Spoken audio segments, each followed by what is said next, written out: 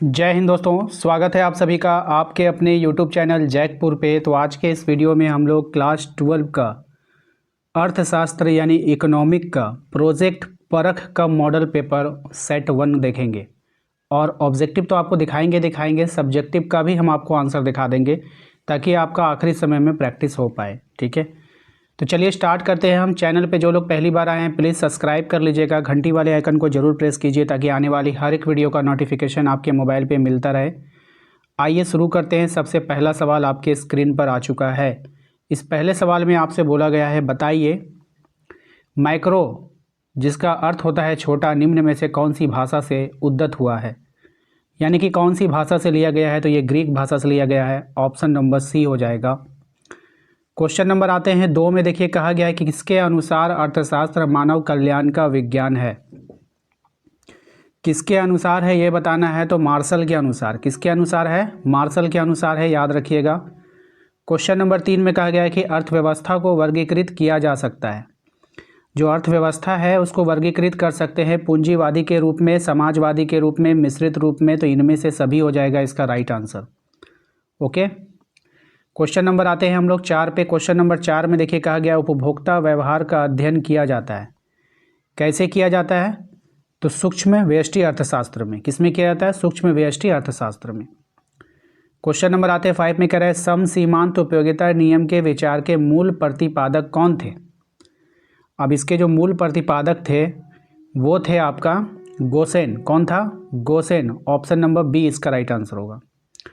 Question number आते हैं 6 में, कहा गया उपयोगिता की माप की जा सकती है। अब ये जो उपयोगिता है इसकी माप की जा सकती है मुद्रा के द्वारा। किसके द्वारा? मुद्रा के द्वारा।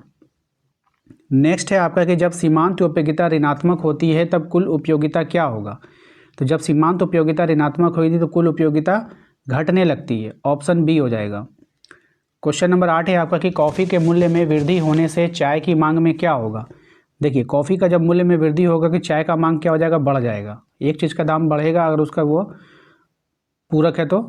ठीक है, क्वेश्चन नंबर आते हैं 9 में, कह रहा है किस प्रकार की वस्तु की मांग बेलोचदार होती है। तो किस प्रकार की वस्तु की मांग जो है बेलोचदार होगी? तो जीवन की अनिवार्य वस्तु जो होती है उसकी मांग जो होगी वो बेलोचदार होगी। ठीक है,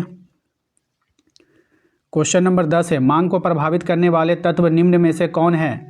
मांग को प्रभावित करने वाले तत्व हैं कीमत, आय में परिवर्तन, उपभोक्ता की रुचि। तो इनमें से हो जाएगा आपका सभी। ठीक है, option number D. Question number 11 है आपका कृषि में मुख्यतः लागू होता है। क्या लागू होता है? तो कृषि में लागू होगा आपका सी, उत्पत्ति ह्रास का नियम। ऑप्शन नंबर सी हो जाएगा।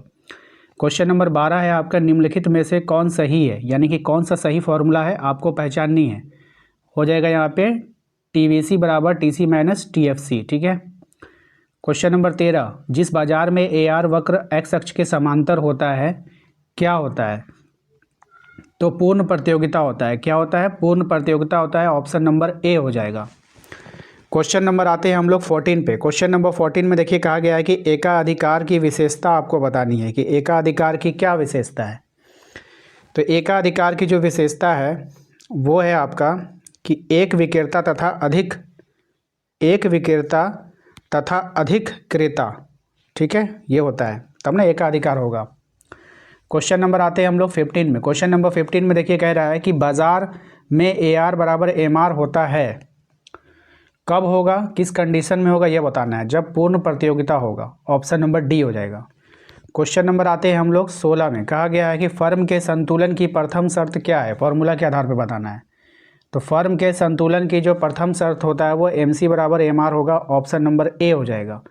क्वेश्चन नंबर आते हैं 17 में। देखिए कह रहा था general theory of employment interest and money नामक पुस्तक का लेखक कौन है। काफ़ी फेमस सवाल है।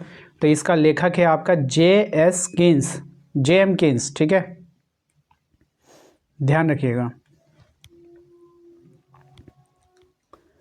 इसका नाम सिर्फ आप कीन्स के साथ भी याद रख सकते हो। ठीक है, क्वेश्चन नंबर 18 कह रहा है कि अर्थशास्त्र में व्यष्टि और समष्टि का प्रयोग सर्वप्रथम किस अर्थशास्त्री ने किया था। कौन सा अर्थशास्त्री था वो? रैगनर फ्रिश। ठीक है, ध्यान रखिएगा। अगले सवाल पे आते हैं। क्वेश्चन नंबर 19 में कह रहा है निम्नलिखित में से कौन सही है। कौन सही है ये पहचाननी है आपको। तो यहाँ पर जो सही हो जाएगा वो हो जाएगा NNP बराबर GNP, यानी कि ये आपका सही है। ठीक है, क्वेश्चन नंबर 20 पे आइए। इसमें कह रहा है कि शुद्ध घरेलू उत्पादन कुल घरेलू उत्पादन से क्या होगा। तो शुद्ध घरेलू उत्पादन कुल घरेलू उत्पादन से क्या होगा ये बताना है। कम होता है। क्या होता है? कम होता है। क्वेश्चन नंबर 21 कह रहा है कि आपके बैंक खाते में 15 अप्रैल 2024 को 25,000 रुपया है। ये रकम किस संकल्पना का उदाहरण है? ठीक है, तो ये रकम जो है स्टॉक का उदाहरण है। किसका उदाहरण है? स्टॉक का उदाहरण है।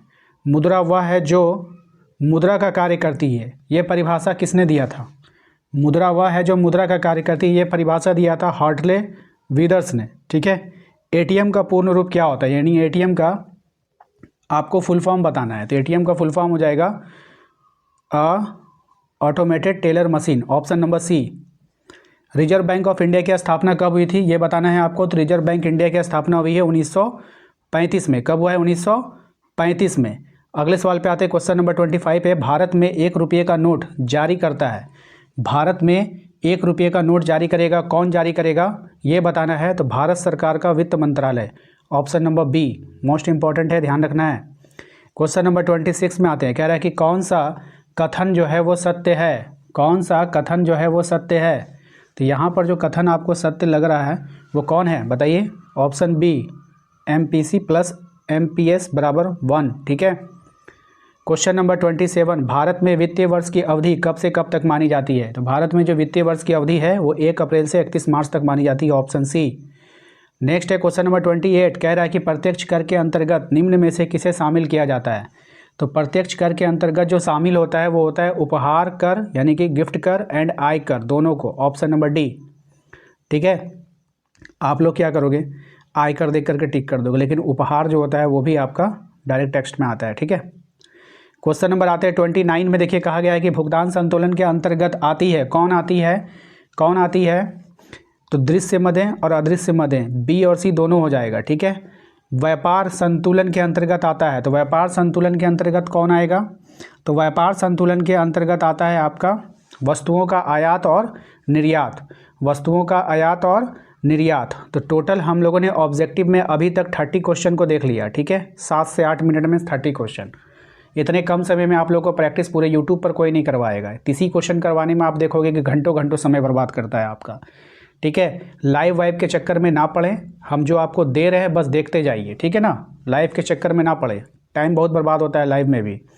अब देखिए यहाँ पर हो गया व्यापार संतुलन के अंतर्गत क्या होता है आपको पता चल गया। वस्तु और सेवाओं आयात के, वस्तुओं का आयात एवं निर्यात। तो ये तो हो गया आपका। अब हम लोग आएंगे सब्जेक्टिव में। ठीक है। तो सब्जेक्टिव में जाने से पहले क्या करेंगे, आपको प्रश्न दिखाएंगे। आपको करना क्या है बाबू, इसका स्क्रीनशॉट ले लेना है, क्या क्या प्रश्न है, फिर आपको हम डायरेक्ट आंसर दिखाते चलेंगे। जैसे क्वेश्चन नंबर 31 है ना, अर्थव्यवस्था की किन्हीं 2 केंद्रीय समस्याओं को लिखें। तो क्वेश्चन तो आपको मैं दिखा दिया, ये रहा क्वेश्चन आपका। क्वेश्चन का आप स्क्रीनशॉट ले लो, क्योंकि अब जो हम आपको दिखाएंगे आंसर ना, तो आंसर लगातार होगा बाबू। ठीक है। तो बाद में ये मत बोलिएगा भैया क्वेश्चन यहाँ पे नहीं है, क्वेश्चन कहाँ गया।